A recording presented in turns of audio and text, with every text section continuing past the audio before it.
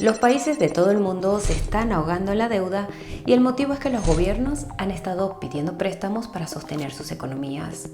Los niveles de deuda mundial son ahora más altos que nunca y no hay signos de que se ralenticen.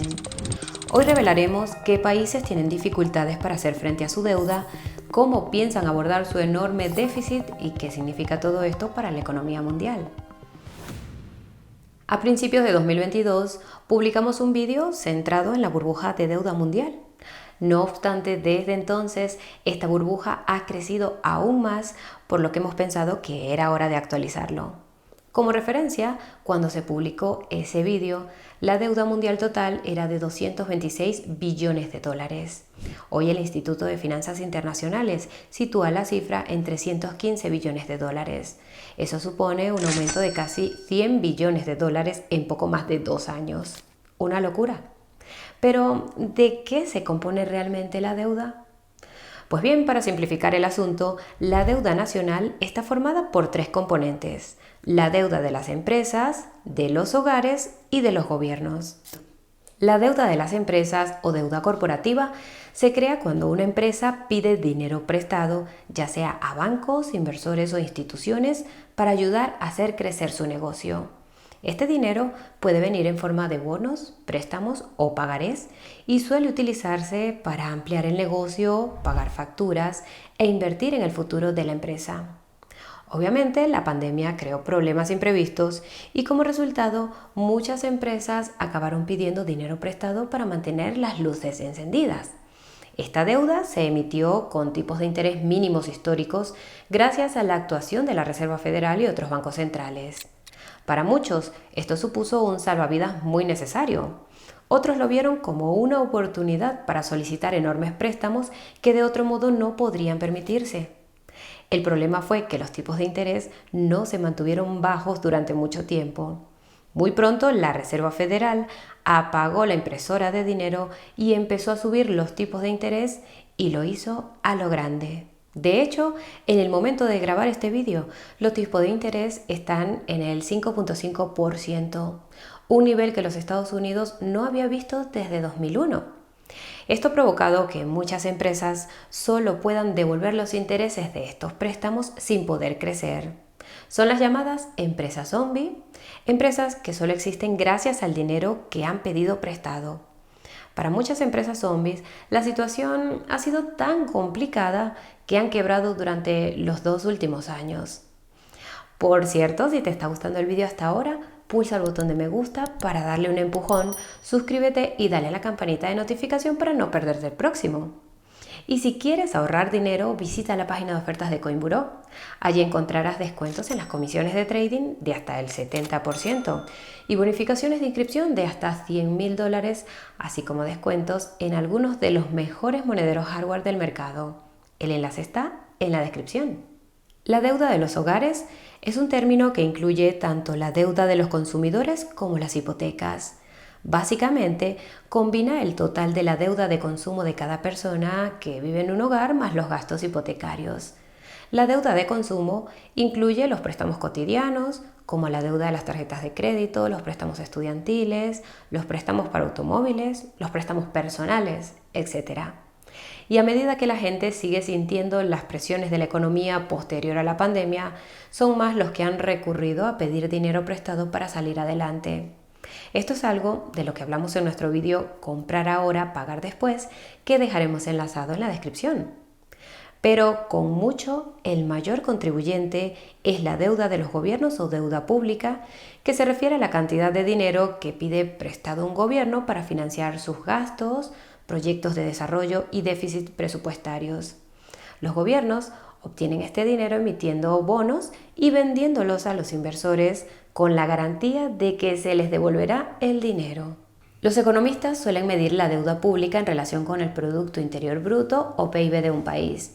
Básicamente, si la relación entre la deuda y el PIB de un país es superior al 100%, significa que el país debe más dinero del que ingresa a través de los impuestos o la venta de bonos anualmente. Pero, ¿qué países tienen los niveles más altos de deuda respecto al PIB en todo el mundo? Echemos un vistazo. En el quinto puesto de la tabla de deuda pública se encuentra Francia, con unos 3 billones de dólares de deuda pública, alrededor del 110% del PIB. Además, según la Comisión Europea, la deuda de los hogares franceses es del 71% del PIB y la de las empresas ronda el 91% del PIB.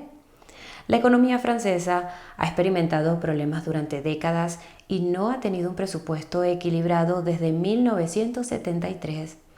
Es un problema que se ha notado en todo el mundo y ha disuadido la inversión extranjera, dificultando el crecimiento de la economía francesa. Para intentar pagar estas deudas, el gobierno francés ha estado gravando a sus ciudadanos hasta asfixiarlos. Para contextualizar, Francia es el segundo país del mundo por detrás de Hungría con los impuestos más altos, la friolera del 45%. Esto ha dificultado el crecimiento de la economía francesa, lo que a su vez no ha hecho sino aumentar aún más la deuda pública. Es curioso cómo ocurre esto. Pero para empezar, ¿por qué está Francia tan endeudada? Pues bien, la deuda de Francia se debe a varias razones históricas, como los gastos en guerras, el gasto en bienestar social y los desafíos demográficos del envejecimiento de la población con una baja tasa de natalidad. Además, el gran tamaño del Estado francés y sus políticas industriales son financieramente gravosas. Francia también utiliza el euro, la segunda moneda de reserva del mundo. Normalmente, las instituciones tratan al euro y a los bonos denominados en euros como inversiones seguras. Ahora bien, como Alemania, el otro gran país de la eurozona, no emite realmente mucha deuda. Esto ha creado una demanda artificialmente alta de deuda francesa, lo que le permite pedir más préstamos. El resultado es que entre 2008 y 2018, Francia estuvo sometida al procedimiento de déficit excesivo de la Unión Europea y más recientemente, tanto SP como Fitch rebajaron la calificación de su economía de AA a AA negativo, equiparándola a la de la República Checa y Eslovenia. Pero a pesar de todo esto, algunos economistas sostienen que en realidad no hay mucho de qué preocuparse. Los tipos de interés han empezado a bajar y la inflación ha ayudado a estabilizar la curva de la deuda respecto al PIB. Y para ser justos, la calificación económica de Francia de AA negativo sigue siendo bastante buena. De hecho, incluso se respira un poco de optimismo. El motivo es que Francia tiene previsto abordar el estancamiento del crecimiento económico invirtiendo en infraestructuras a largo plazo. Esto incluye dinero para formar a los jóvenes, mejorar los hospitales y los sistemas sanitarios y reformar el gasto público.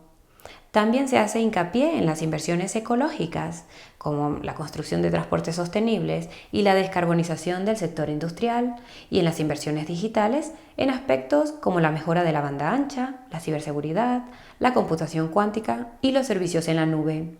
Se puede decir con seguridad que no todas estas iniciativas serán eficaces para impulsar la economía francesa. No obstante, todo depende de cómo gestione el gasto público el presidente Emmanuel Macron. Ya se ha comprometido a recortar 30.000 millones de euros en gastos durante el próximo año y medio, una medida criticada tanto por la izquierda como por la derecha. La reputación profesional de Macron se ha visto perjudicada por su incapacidad para equilibrar las cuentas, pero bueno, mejor no sigamos por ahí. En el cuarto puesto de la clasificación de la deuda pública están los Estados Unidos, que actualmente tiene una deuda de más de 35 billones de dólares, es decir, el 123% de su PIB. Como dato no tan divertido, eso supone una media de más de $100.000 por estadounidense. Además, la deuda de los hogares representa el 74% del PIB y la de las empresas del 78% del PIB. En cuanto a la procedencia de esta deuda pública, hay 3 fuentes. La primera es la demografía. Los Estados Unidos tienen una población que está envejeciendo, lo que significa que se gasta más dinero en prestaciones como las pensiones. Esto enlaza con la segunda razón, el aumento de los costes sanitarios. En los Estados Unidos, el coste medio de la asistencia sanitaria por persona es el doble que en cualquier otro país y es un hecho generalmente aceptado que los estadounidenses no obtienen exactamente aquello por lo que pagan.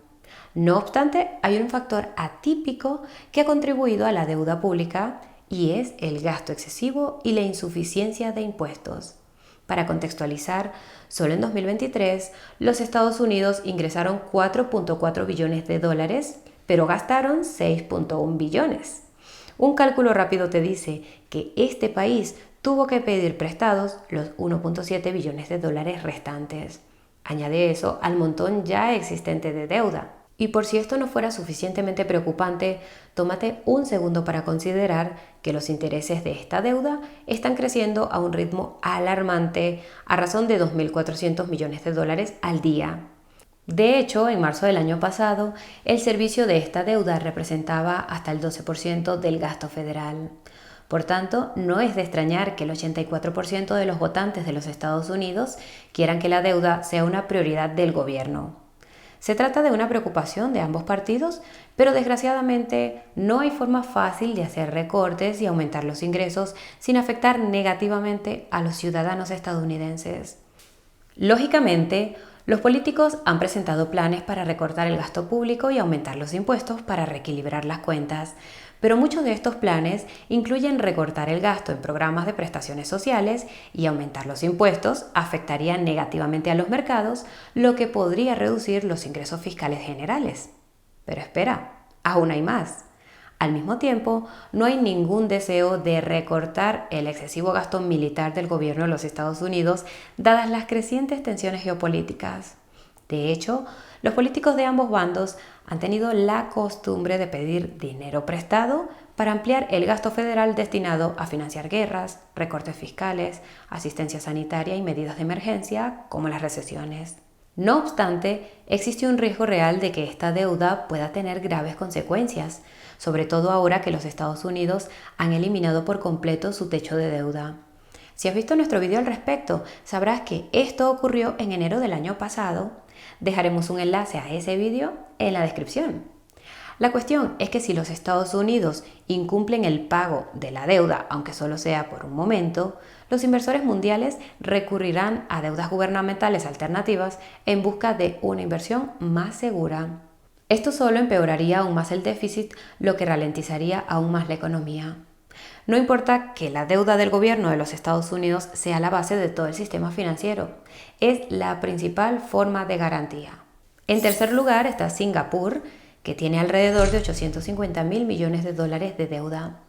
Puede que sea menos que Francia en términos absolutos, pero equivale al 162% de su PIB. Además, la deuda de los hogares de Singapur es el 48% del PIB y la de las empresas es el 131% del PIB. Singapur es un caso de estudio un tanto interesante, porque aparentemente su nivel de deuda se malinterpreta. Según la página web del gobierno de Singapur, citamos, el gobierno de Singapur no tiene deuda neta. Tenemos un balance sólido con un activo superior al pasivo. Bueno, pues vale. Hablando en serio, no se equivocan. El gobierno de Singapur ha estado emitiendo deuda para invertirla como parte de sus reservas que no pueden gastarse y solo ha gastado el dinero en proyectos de infraestructura cualificados que aportan a Singapur un valor económico real. Los activos en los que invierte incluyen efectivo, acciones y bonos, por lo que la economía de Singapur es en realidad bastante fuerte, a pesar de sus elevados niveles de deuda en relación con el PIB. De hecho, Singapur sirve de recordatorio a los economistas de que los niveles de deuda de un país no pueden juzgarse simplemente en función de la relación deuda-PIB. De hecho, la economía de Singapur suele calificarse como una de las mejores del mundo, una de las menos corruptas y una de las más favorables a las empresas. Los ciudadanos de este país también disfrutan de unos impuestos bajos y tienen el segundo PIB per cápita más alto. Es todo muy impresionante. Pero espera un momento.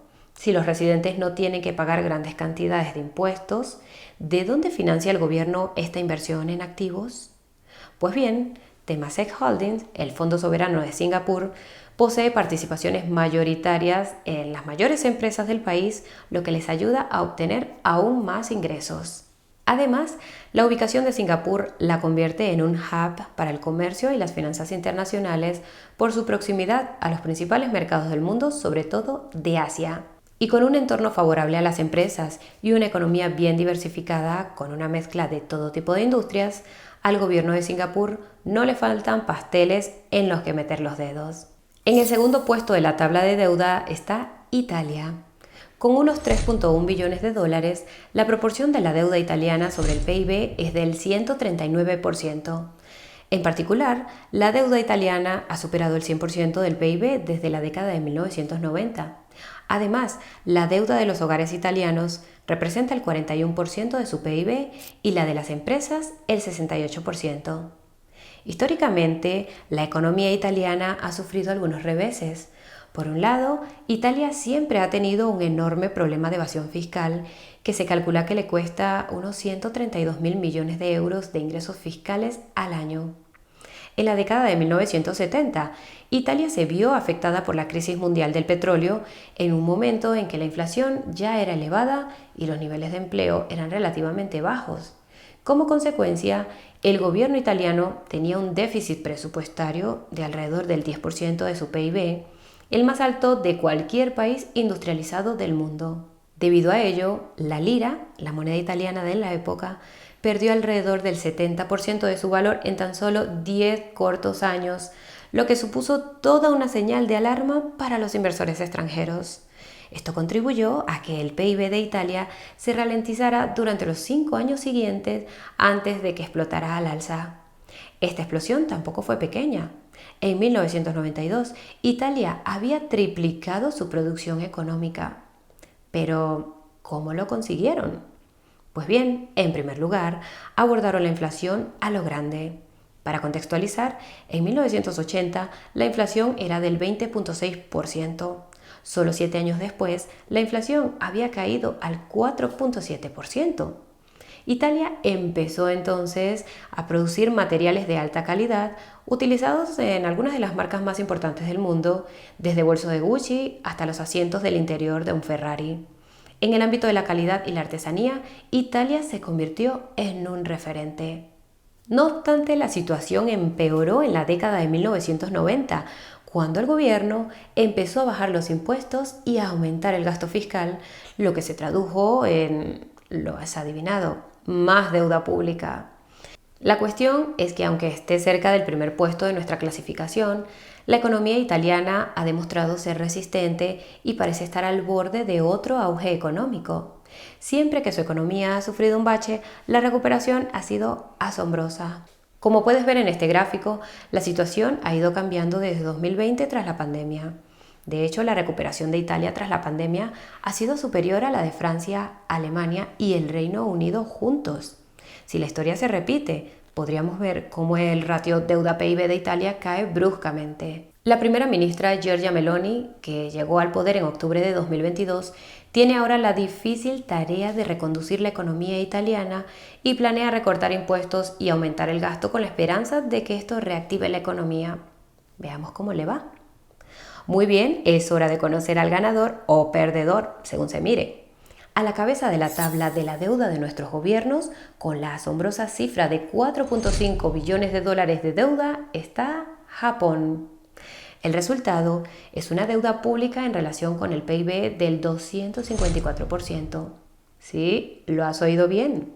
Además, la deuda de los hogares es del 68% del PIB y la deuda de las empresas es un problema en sí mismo con un 118% del PIB. Además, el 43% de la deuda pública japonesa está en manos del Banco de Japón. La economía japonesa lleva décadas estancada, con el PIB del país aletargado desde hace casi 30 años. Pero, ¿a qué se debe esta situación? Japón sufrió una enorme crisis financiera en los años 90, conocida como las décadas perdidas. A partir de los años 50, poco después de la Segunda Guerra Mundial, Japón experimentó 3 décadas de rápido crecimiento, transformándose en la segunda economía mundial. Este crecimiento se vio impulsado por la exportación de tecnología avanzada, como automóviles, productos electrónicos y bienes de consumo de mayor calidad y a precios más bajos que sus competidores en el mercado. Los Estados Unidos empezaron a preocuparse por la influencia de Japón, que compró muchas empresas estadounidenses con un suministro de dinero aparentemente inagotable. En la década de 1980, Japón estaba superando a los Estados Unidos en muchas categorías en las que este país solía dominar.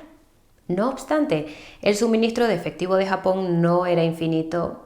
Sus mayores empresas habían formado una alianza apoyada por el gobierno, poseían acciones unas de otras y recibían préstamos enormes, creando una economía artificialmente inflada.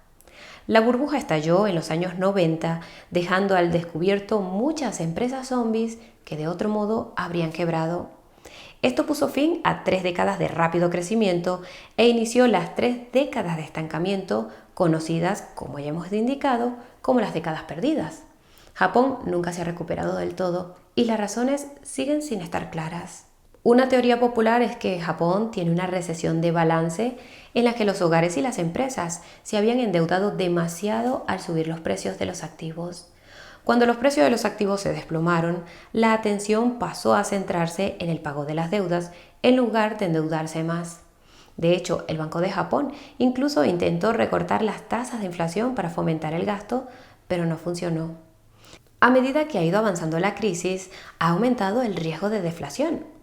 Como referencia, la deflación es supuestamente peor que la inflación porque crea una espiral descendente al desincentivar el endeudamiento.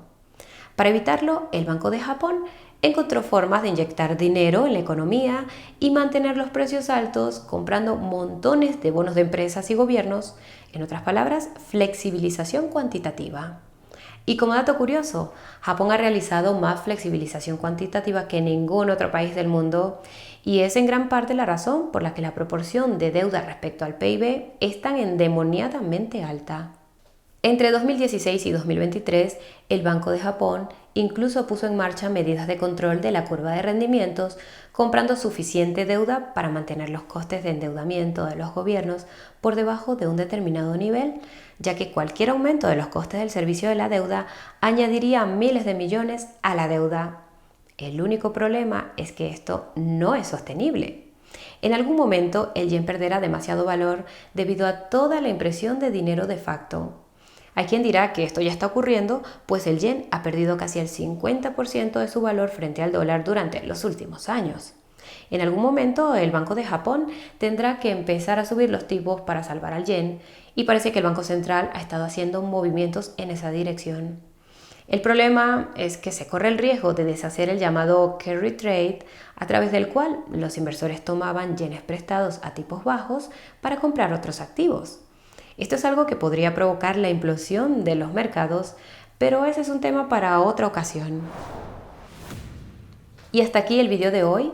¿Qué te ha parecido? ¿Vives en alguno de estos países que han entrado en la lista de hoy? Háznoslo saber en los comentarios. Nos encantaría conocer tu opinión. Ya que estás ahí, no te olvides de pulsar los botones de me gusta, suscripción y notificación para tener nuestro próximo vídeo en tu radar en cuanto se publique. Y si conoces a alguna persona a la que le encantaría este tipo de contenido, tómate un segundo para compartirlo con ella. Muchas gracias a todos por acompañarnos hasta el final. Nos vemos muy pronto. Chao, chao.